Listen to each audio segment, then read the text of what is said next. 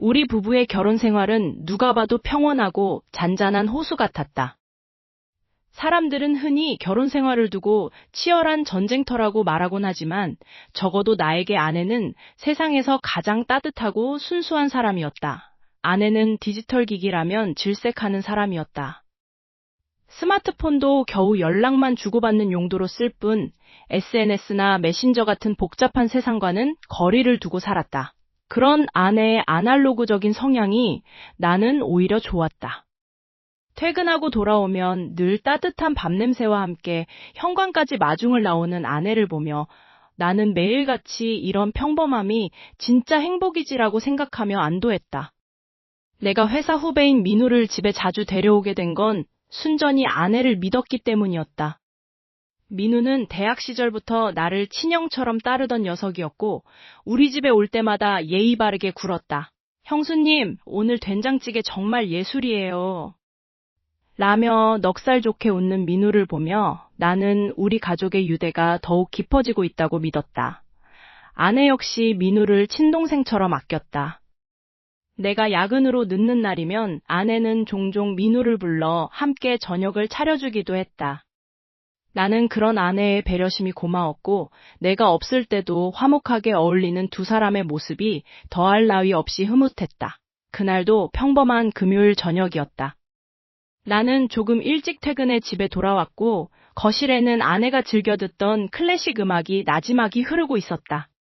아내는 서재에서 간단한 가계부를 정리 중이라 했고 나는 거실 소파에 앉아 밀린 업무를 확인하려 노트북을 찾았다.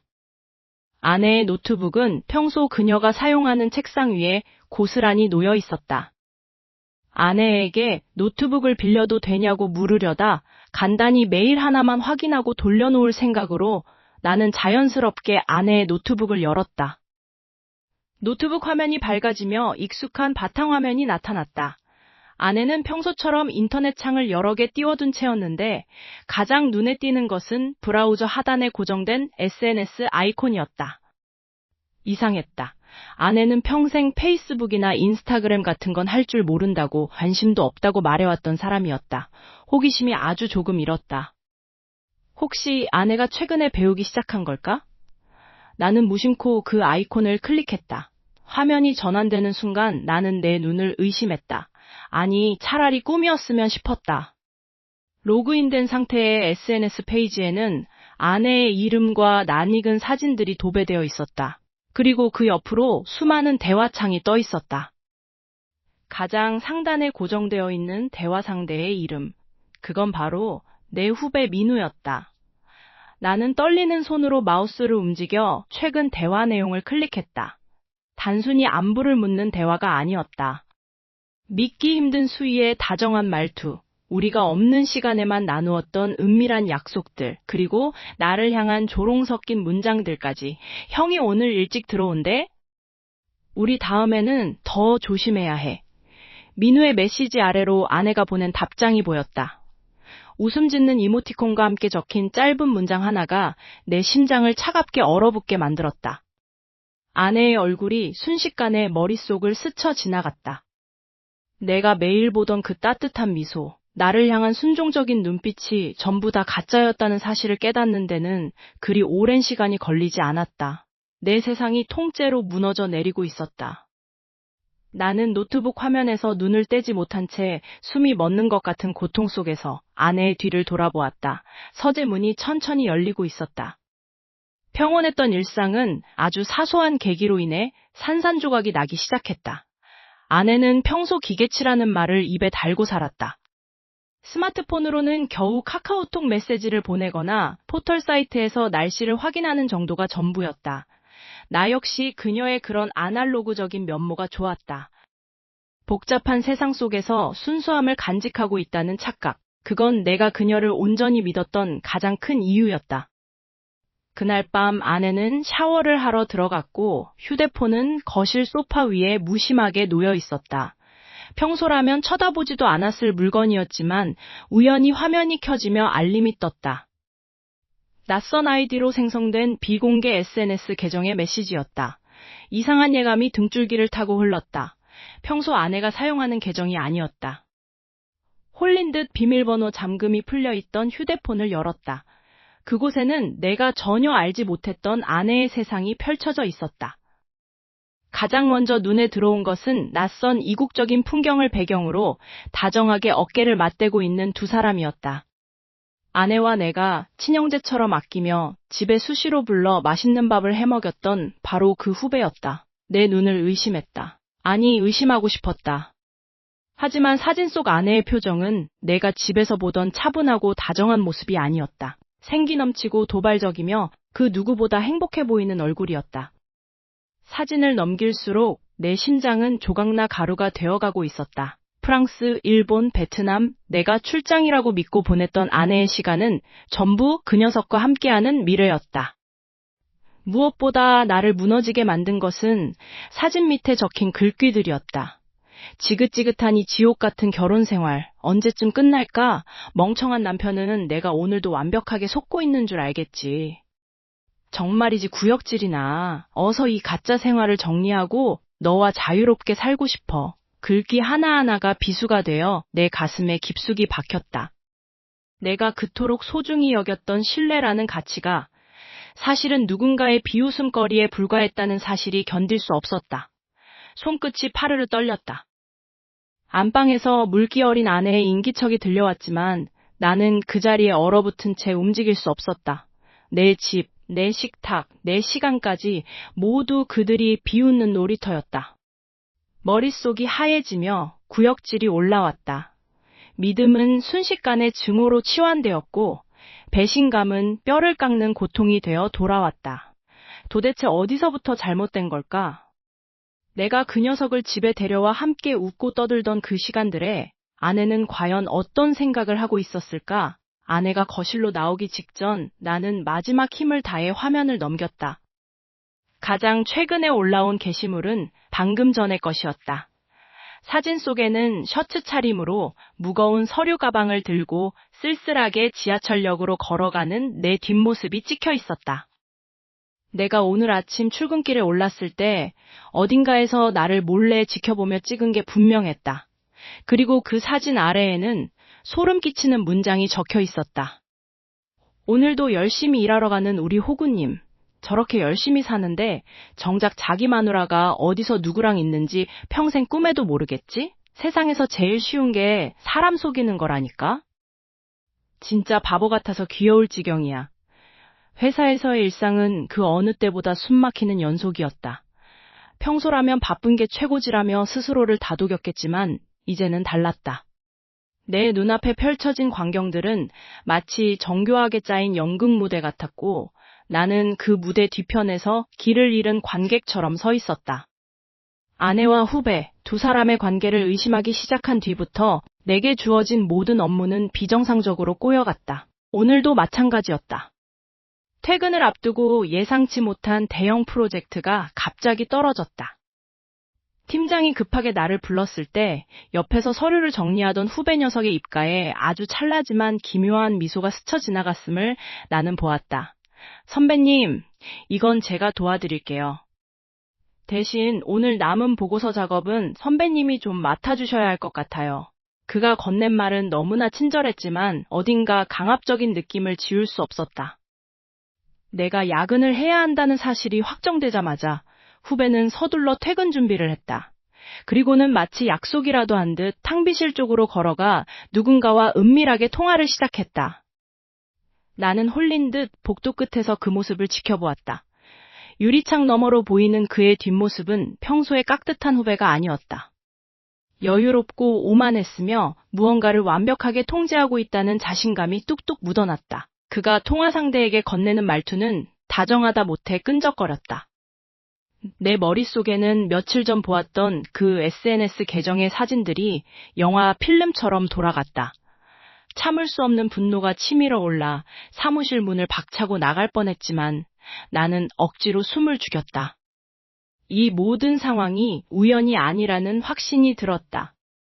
지난 몇 달간 내가 잦은 야근으로 집에 늦게 들어갔던 날들, 아내가 차려놓았던 정성스러운 저녁 식사, 그리고 그 자리에 항상 함께 있었던 후배의 천연덕스러운 얼굴까지. 이제야 퍼즐이 맞춰지고 있었다.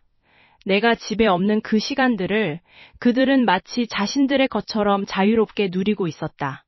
나는 그들의 놀이터를 마련해주는 무지한 광대였던 셈이다. 야근 업무를 대충 마무리하고 나는 홀린 듯 아내가 자주 다닌다는 카페 근처로 향했다. 멀리서 아내의 차가 보였다. 조수석에는 익숙한 실루엣이 앉아 있었다. 나의 후배였다. 차 안에서 흘러나오는 웃음소리가 창문 틈으로 새어나오는 것 같았다. 나는 두 사람의 거리가 한 뼘도 되지 않는다는 사실을 확인하고는 심장이 덜컥 내려앉는 고통을 느꼈다. 두 사람은 차에서 내려 카페 옆 공터로 걸어갔다. 나는 가로등 뒤로 몸을 숨기고 숨소리조차 죽인 채 그들의 대화에 귀를 기울였다. 찬바람이 뺨을 스쳤지만 내 몸은 분노로 인해 뜨겁게 달아올랐다.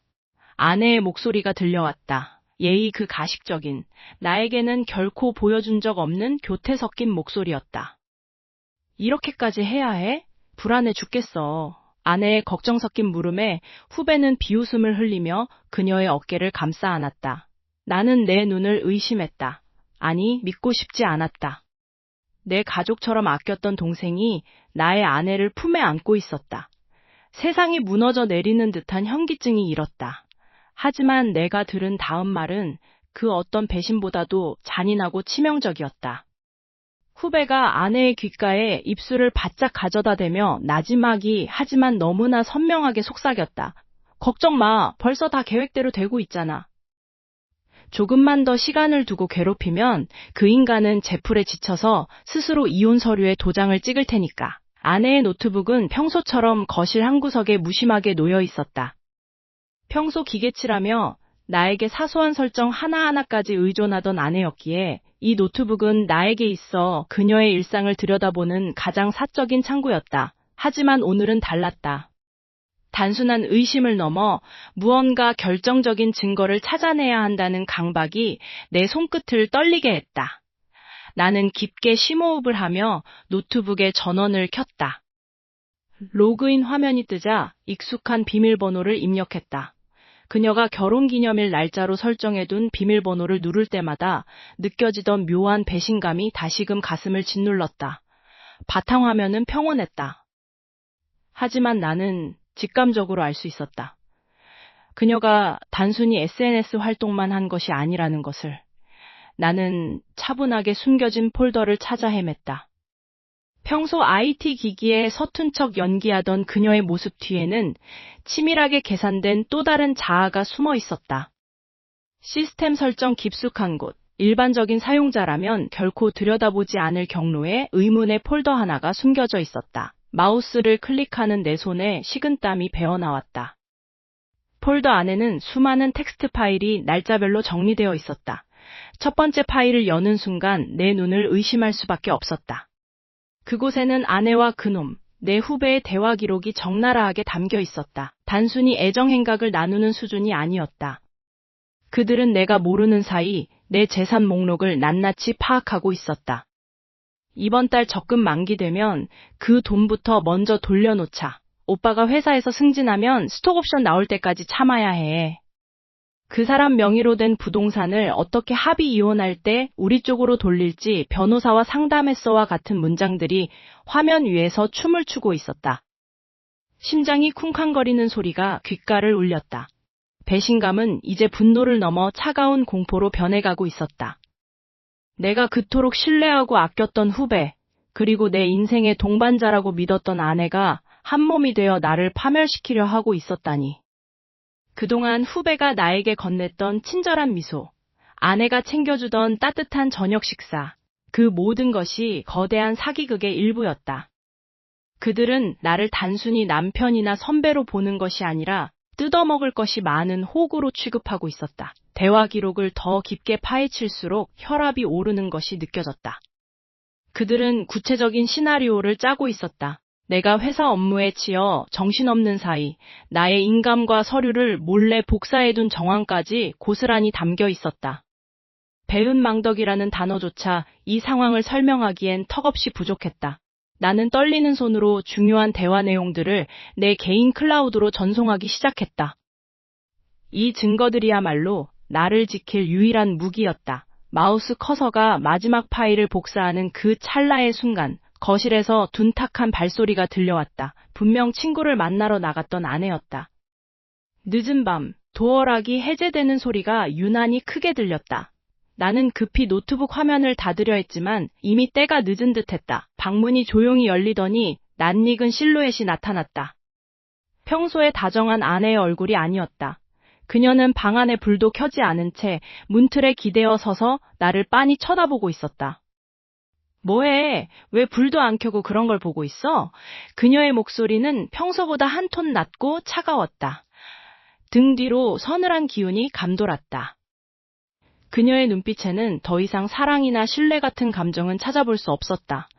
그저 먹잇감을 앞에 둔 포식자의 살기만이 가득했다. 나는 천천히 고개를 들어 그녀와 눈을 맞췄다.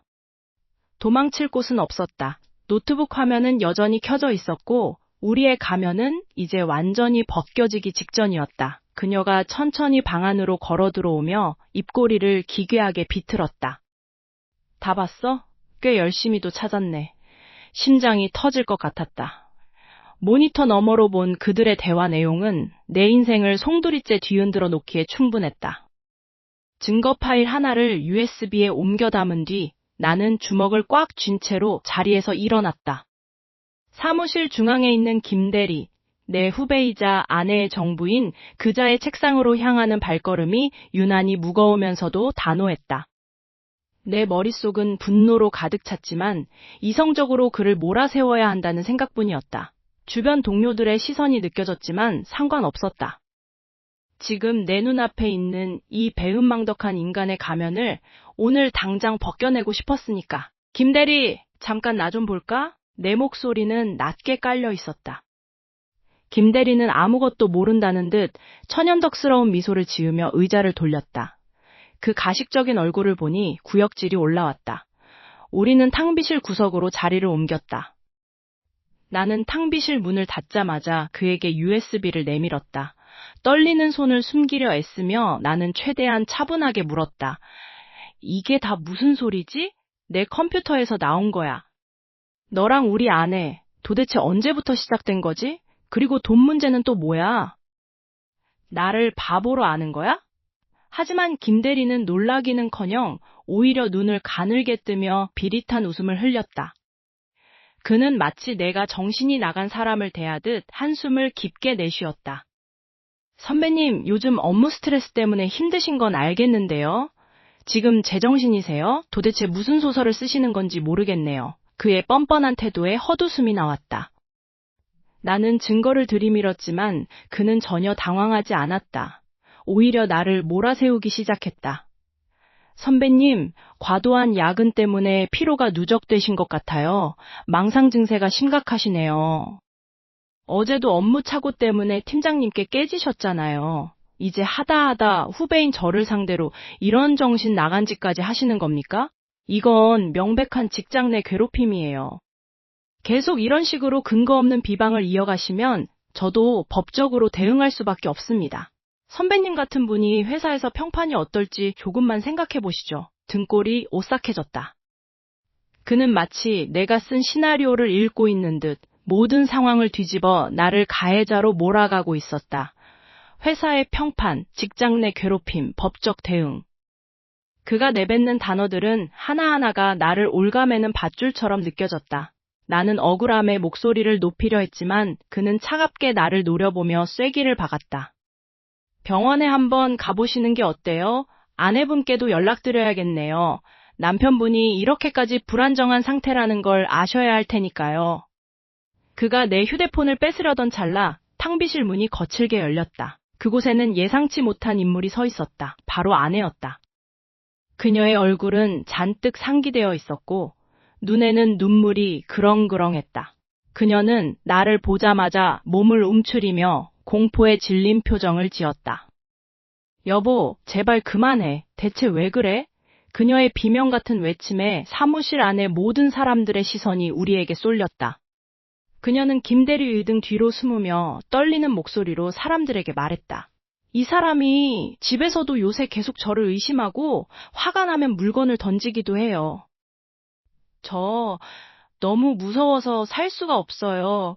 김 대리님, 정말 죄송해요. 제 남편이, 이 사람이 갑자기 왜 이러는지 모르겠어요. 제발 저 사람 좀 말려주세요.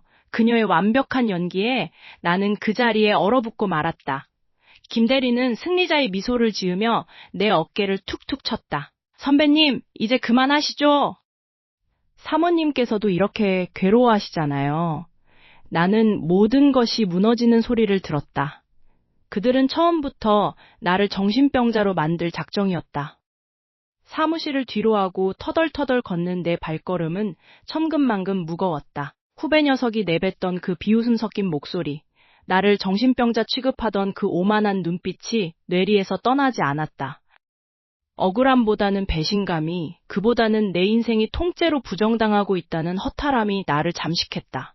회사에서는 이미 나는 과도한 업무로 인해 예민해진 사람으로 낙인 찍힌 상태였다. 이 모든 게 그 녀석의 계획이었다니, 그가 내 앞길을 막고 회사 내 평판을 깎아내리던 이유가 단순히 직장에서의 경쟁 때문이라고 믿었던 내가 너무나도 순진했다. 집으로 돌아와 서재에 틀어박혔다. 5년 전 내 커리어에 치명적인 오점을 남겼던 그 금융사고를 떠올렸다. 당시 나는 억울하게 누명을 썼고 그 일로 인해 승진이 누락되었으며 회사의 신뢰를 한꺼번에 잃었다. 그때 나를 가장 먼저 위로해주고 결정적인 증거를 찾아내어 누명을 벗겨주겠다고 호언장담했던 이가 바로 그 후배였다. 그때의 그 고마움이 지금의 끔찍한 파국을 불렀다. 나는 떨리는 손으로 그 시절 그가 건네주었던 자료들을 다시 파헤치기 시작했다. 겉보기엔 완벽하게 조작된 보고서들이었지만 구석구석 숨겨진 메타데이터를 하나씩 복구해 나갔다. 등골이 서늘해졌다. 그 사건의 시발점이 된 익명의 제보자 IP 주소가 낯익은 숫자로 표시되어 있었다. 그것은 다름 아닌 내 아내의 본가에서 사용하던 개인 회선의 주소였다. 손끝이 파르르 떨렸다. 설마 하는 마음으로 더 깊숙한 곳을 뒤졌다. 거기엔 상상조차 하지 못한 기록들이 담겨 있었다. 이게 대체 무슨... 그 파일들은 5년 전 내가 아내와 결혼하기 훨씬 전부터 주고받은 메시지들이었다. 아내와 후배는 내가 아내를 만나기 훨씬 전부터 서로 알고 지내는 사이였다. 아니, 그들은 연인 관계였다. 결혼 전부터, 아니, 내가 아내에게 첫눈에 반해 적극적으로 대시하던 그 순간에도 그들은 뒤에서 나를 조롱하고 있었다. 나의 순진함, 신뢰를 중시하는 성격, 그리고 내가 가진 자산까지 모두 그들의 사냥감이었다. 후배가 내 회사 생활을 망가뜨리고 싶어 했던 이유도, 아내가 나를 무능한 남편이라며 비하했던 이유도 명확해졌다. 그들은 나라는 사람을 온전히 파멸시키기 위해 5년이라는 긴 시간 동안 연극을 해온 것이다. 심장이 쿵쿵 울려 방안을 가득 채웠다. 나는 그동안 아내가 후배에게 조종당하고 있다고 생각했다. 그녀는 그저 나쁜 남자에게 홀린 불쌍한 아내라고, 내가 더 잘해주면 돌아올 것이라고 믿었다. 하지만 현실은 전혀 달랐다. 화면 속에서 아내가 웃으며 후배에게 메시지를 보냈다. 그 사람 이번 달 내로 완전히 회사에서 매장시켜버리자. 준비한 서류는 다 됐어? 당신이 그 멍청한 남편 연기하느라 고생이 많아. 이제 곧 우리가 꿈꾸던 그 돈, 우리 둘이서 마음껏 쓰자. 아내의 문장 하나하나가 비수가 되어 내 심장을 찔렀다. 그녀는 피해자가 아니었다. 그녀는 이 모든 비극의 설계자였고 후배를 조종해 나를 파멸로 몰아넣은 주동자였다. 내가 세상에서 가장 믿었던, 내 안식처라고 생각했던 여자가 내 인생을 파괴하는 칼날을 쥐고 있었다. 문 밖에서 들려오는 도어락 소리에 온몸의 피가 차갑게 식어가는 기분이었다. 이제 진짜 지옥이 시작되려 하고 있었다. 아내가 들어왔다. 그녀의 얼굴은 평소처럼 세상에서 가장 다정한 미소를 띠고 있었다. 내가 모든 것을 알고 있다는 사실은 꿈에도 모른 채. 회사 복도를 걸을 때 마다등 뒤에서 쏟아지는 시선들이 비수처럼 날카롭게 꽂혔다. 그들의 속닥거림은 내 귀를 통과해 뇌를 파헤치는 듯 했다. 저 사람 업무용 PC에서 부적절한 자료가 발견됐다며? 평소에도 좀 이상하긴 했어. 과대망상에 집착까지 심하다더라. 소문의 파편들은 눈덩이처럼 불어나 나라는 인간을 형체도 알아볼 수 없는 괴물로 만들어 놓고 있었다. 후배는 마치 정의의 사도라도 된 양, 근엄한 표정으로 팀원들 사이를 오가며 나에 대한 거짓된 정보를 유포하고 있었다. 그가 짓는 그 가식적인 미소, 나를 걱정하는 척하며 동정심을 유발하는 그 비열한 연기는 소름이 끼칠 정도였다. 아내 역시 마찬가지였다. 그녀는 소셜미디어와 지인들의 메신저를 통해 내가 가정 내에서 폭언을 일삼고 아내를 정신적으로 학대해왔다는 허위 사실을 퍼뜨리고 있었다. 내가 그토록 소중히 여겼던 가정이 이제는 나를 사회적으로 매장하기 위한 거대한 덫이 되어버렸다. 어느 날 아침 인사팀에서 연락이 왔다. 책상 위에 놓인 직무정지 명령서를 마주했을 때 세상이 무너지는 것 같은 허탈함이 몰려왔다. 그들이 내 컴퓨터에 심어놓은 조작된 증거들은 완벽했다. 내가 공금을 횡령하고 거래처와 유착했다는 내용은 사실관계가 명확해 보일 정도로 교묘했다. 나는 억울함을 호소했지만 이미 모두가 짜놓은 각본대로 흘러가는 연극에서 내 대사는 아무런 힘이 없었다. 후배는 나를 지나치며 낮은 목소리로 속삭였다. 선배, 사람이 선을 넘으면 안 되는 거예요. 자업자득이라는 말 알죠? 그 짧은 문장에 담긴 악의가 내 심장을 관통했다. 텅 빈 집으로 돌아오면 정적만이 나를 반겼다. 아내는 더 이상 나를 투명인간 취급하는 수준을 넘어 이제는 아예 나를 잠재적 범죄자 취급하며 경멸 어린 눈빛을 보냈다. 그녀는 경찰에 신변 보호 요청까지 고려하고 있다고 했다. 내가 가장 믿었던 사람들에게 차례로 배신당하며 나는 서서히 고립되어 갔다. 이제는 아무도 내 편이 없었다. 회사는 나를 버렸고 가정은 나를 쫓아낼 준비를 마쳤다. 나는 거울 속에 비친 퀭한 눈의 남자를 보며 생각했다.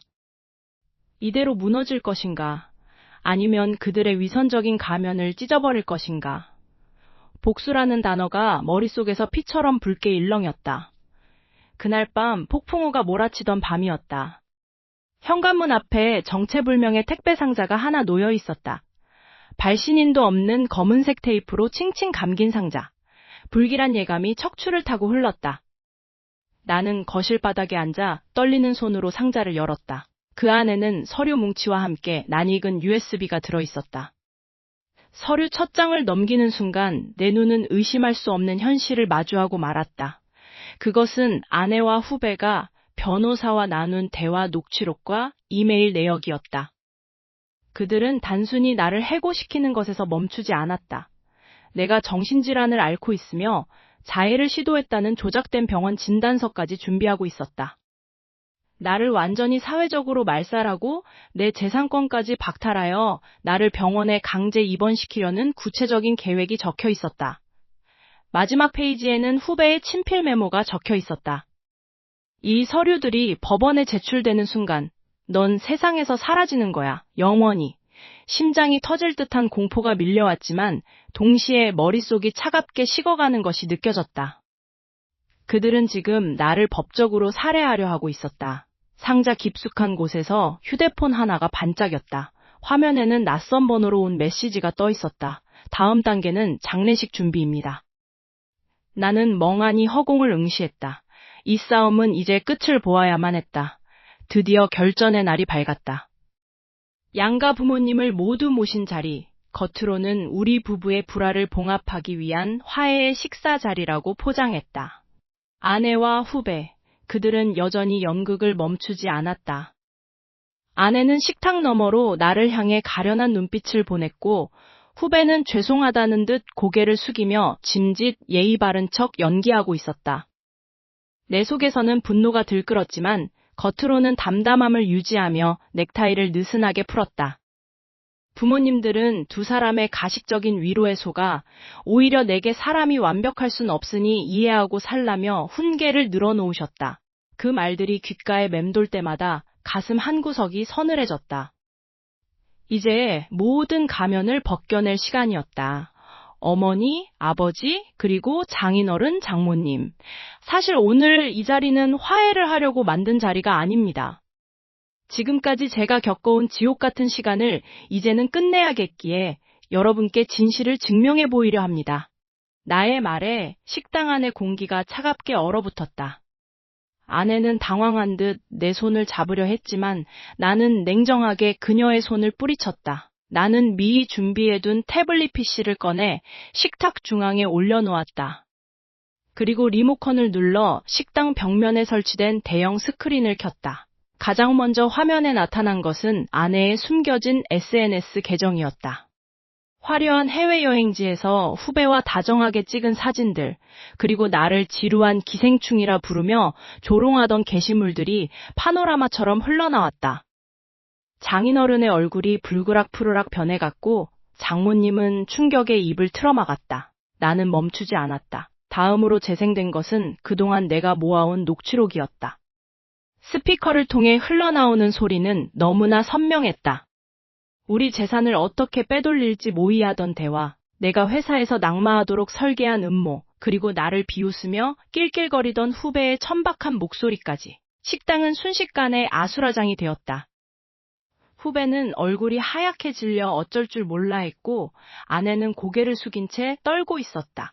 나는 떨리는 손을 꽉 쥐며 그들의 추악한 실체를 향해 소리쳤다. 이게 바로 당신들이 말하던 사랑이고 이게 당신들이 꾸민 우정입니까? 내 인생을 파괴하고도 아무렇지 않게 식탁에 앉아있는 당신들이 사람입니까? 모두가 경악하며 나를 바라보고 있었다. 하지만 상황은 예상치 못한 방향으로 흘러갔다. 아내가 갑자기 고개를 들었다. 그녀의 눈빛은 아까까지의 가려남은 온데간데 없고 얼음장처럼 차가운 경멸로 가득 차 있었다. 아내는 천천히 가방을 열더니 하얀 종이 뭉치를 꺼내 식탁 위에 툭 던졌다. 다 끝났어? 겨우 이 정도야? 그녀는 소름 끼치도록 차분한 목소리로 웃음을 터뜨렸다. 식탁 위에 던져진 것은 다름 아닌 이혼 소장이었다. 아내는 비웃음을 흘리며 나를 노려보았다. 그래, 다 맞아. 다 내가 꾸민 일이고 내가 너를 경멸해서 벌인 짓이야. 어쩔 건데? 이렇게 다 까발리면 내가 무릎이라도 꿇고 빌 줄 알았어? 법적으로 우리가 얼마나 치밀하게 준비했는지 알면 너는 아마 평생 감옥에서 썩어야 할지도 몰라. 자, 이제 더 해봐. 얼마나 더 추하게 발악할 수 있는지 보여달라고. 그녀의 당당하고 오만한 태도에 등골이 오싹해졌다. 나는 분명 증거를 가지고 있었지만 그녀의 여유로운 웃음 뒤에 숨겨진 또 다른 음모가 무엇인지 알 수 없어 온몸의 피가 차갑게 식어가는 기분이 들었다. 그녀는 승리를 확신하는 듯 나를 비웃으며 다시 한번 차갑게 쏘아붙였다. 어서 해봐, 이 멍청한 놈아. 정적이 흐르는 거실은 마치 진공 상태 같았다. 내가 노트북을 열어 그간 수집해온 모든 증거, 아내의 SNS 비밀 계정, 후배와 나눈 추악한 대화가 담긴 녹취록, 그리고 회사 내 자금을 횡령하려던 치밀한 계획서까지를 화면에 띄우자 양가 부모님들의 얼굴은 흑빛으로 변해갔다. 장모님은 손으로 입을 틀어막은 채 비틀거렸고 내 부모님은 믿을 수 없다는 듯 허공을 응시했다. 내 아내는 이제 더 이상 순진한 척 연기할 힘조차 없는지 창백해진 얼굴로 바닥만 내려다보고 있었다. 옆에 앉아있던 후배의 얼굴은 가관이었다. 그는 여전히 뻔뻔하게 상황을 모면해보려 애썼지만 이미 회사 게시판에 익명으로 뿌려진 자신의 만행과 징계 소식을 전해 듣고는 온몸을 사시나무 떨듯 떨고 있었다. 그가 공들여 쌓아올린 커리어는 이제 모래성처럼 무너져 내렸다. 동료들 사이에서 유능한 인재로 불리던 그의 가면은 산산조각 났고 이제 그에게 남은 것은 배신자에 대한 사회적 낙인과 법적인 처벌뿐이었다. 상황은 명백했다. 내 아내와 후배는 단순히 부정한 관계를 넘어 나의 인생을 파멸시키고 재산을 가로채려 했던 공범들이었다.